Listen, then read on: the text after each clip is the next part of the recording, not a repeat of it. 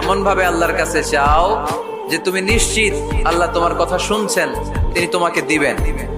ঠিক কিনা? এই দোয়া একটা আর্ট, একটা শিল্প। এটা কি?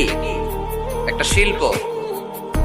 এই শিল্পটাকে আত্মস্থ করতে হয়, জানতে হয়, চাইতে জানতে হয়। চাওয়ার মতো চাইতে জানলে, দোয়ার মতো দোয়া করতে জানলে দোয়া কবুল করে কে? আপনারা মিসাইল হামলা হয় নাম শুনেছেন না? মিসাইল যখন অ্যাটাক করা হয় তখন এটা লক্ষ্যবস্তুতে যে আঘাত হানে। দোয়ার মতো দোয়া করলেও এটা লক্ষ্যবস্তুতে যে ভেদ করে। সুবহানাল্লাহ পড়বেন না? কিন্তু চাইতে জানতে হবে।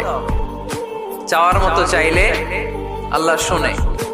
এজন্য আমরা যখন ছোট একটা গান শুনতাম, মাওলা তোমায় ডাকতে জানি না, ডাকার মতো ডাকলে মাওলা কেমনে শোনে না। এজন্য ডাকার মতো ডাকতে হয়, চাওয়ার মতো চাইতে হয়। চাওয়ার মতো চাইলে তিনি শুনেন, তিনি আমাদের ফরিয়াদে সাড়া দেন, দেওয়ার জন্য তিনি প্রস্তুত। 24/7, দিনের 24 ঘন্টা, সপ্তাহের 7 দিন, মাসের 30 দিন তিনি বসে আছেন। শেষ রাতে প্রথম আকাশে বিশেষভাবে মনোনিবেশ করেন আর বলেন, আলা মিন মুস্তাগফিরিন আগফির আলা। কার ক্ষমা দরকার ক্ষমা চাও, ক্ষমা করে দেব।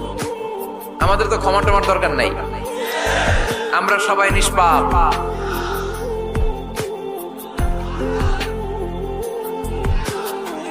নাকি গুনাহগার, নাকি পাপী? শুধু পাপী না পাপীর ঘরের পাপী? কেউ না জানুক, আমার পাপের খবর রাখে একজন, তিনি কে?